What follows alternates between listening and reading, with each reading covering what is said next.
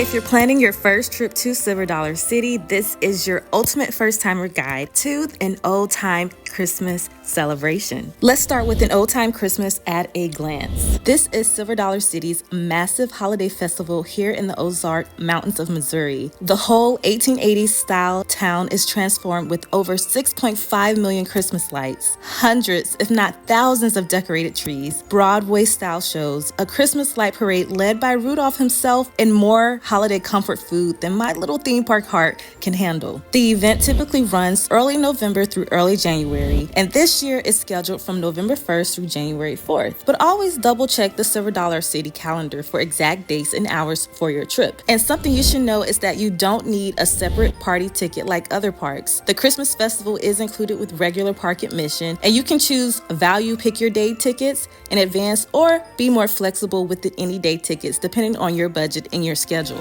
So big picture, imagine the coziness, the charming vibe of Dollywood, but the level of entertainment at Universal and Disney, and that's what you will get here at Silver Dollar City. Now let's go over what Silver Dollar City feels like, especially for first timers. As I mentioned earlier, this is an 1880s Ozark mountain town complete with real craftsmen, glass blowers, blacksmith, candy makers, wood carvers, people actually making things in front of you. It is so cool. So at Christmas, it's not just lights slapped on buildings. It feels like you stepped into a living Christmas card, little porches wrapped in garland, the sound of live music, and the Frisco steam train whistling as you walk by. It's such a magical experience. So if you're used to the over-the-top Disney or Universal experience, this place is going to feel more like small town home vibes, very charming.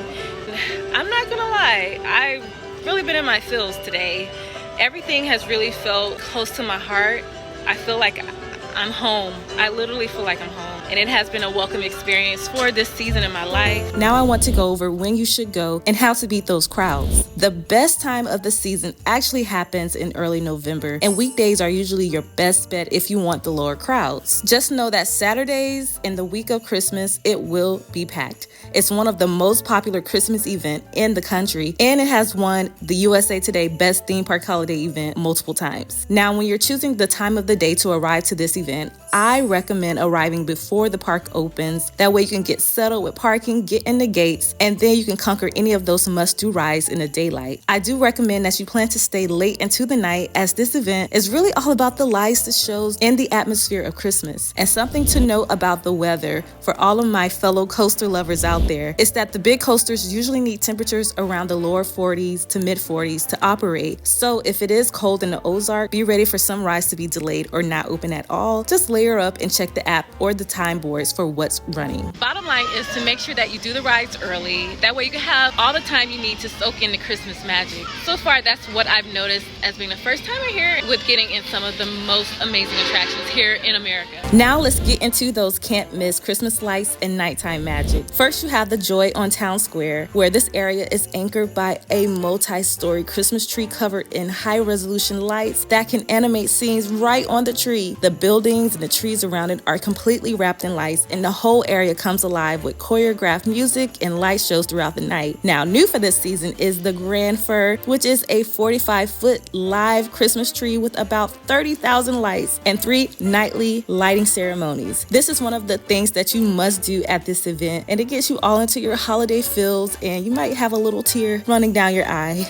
Well, at least I did. So if you had to pick one thing from this amazing event, that is to do the tree lighting ceremony. It is so incredible. Plus, it's just one of those core theme park memories that you will never forget. Next up, we have the Christmas in Midtown Light Spectacular. And this area is absolutely packed with lights, tunnels, flying angels, and massive displays stretching several stories high. It's one of the largest concentrated light displays in the park and in America, and it is a must-do for your photos, your videos, especially if you love that wall of lights behind me. Selfie mode. Now let's get into the shows and the entertainment that you should prioritize. If this is your first time going to this event, you must do at least one big musical and one spiritual heartwarming show. The top options that I recommend include a Dickens Christmas Carol, which is a full Broadway-style musical retelling of the classic story with big sets, elaborate costumes, and live singing. This is one of the most popular shows at the park, so you want to get to the line early or consider a show lover's pass if it is one of the must-dos for your night. The next show that I really liked was The Living Nativity. It's a more traditional retelling of the Christmas story with live performers and music. It's perfect if you want that meaningful, reflective moment in the middle of all the lights and sugary treats at Silver Dollar City. You'll find family-friendly shows like Tinker Jr.'s Toy Shop or Frontier Fa La La Follies. Say that twice. Plus live music throughout the park. Now, every good Christmas event needs a parade. And here you've got Rudolph's Holly Jolly Christmas Light Parade. This parade rolls out at least twice per night, weather permitting. The floats are covered in around 200,000 LED lights and feature adorable animated scenes. That's where you get those great glowing against the crowd shots for your photos and reels. And the parade starts in the Grand Exposition and it travels up the valley to the square. Be sure to catch the parade if you can, because it's one of the best things at this park for the holiday event. And one of the tips I have for you is to make sure you kind of situate yourself around the curved area of the parade. One of them curves, you know what I'm talking about,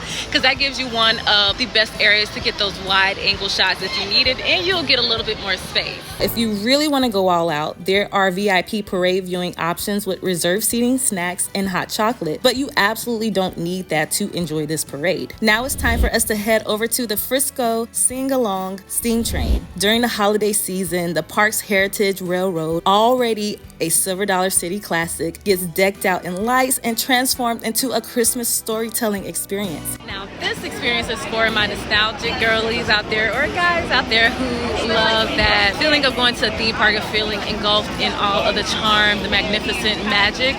This is what you're going to want to wait in line for.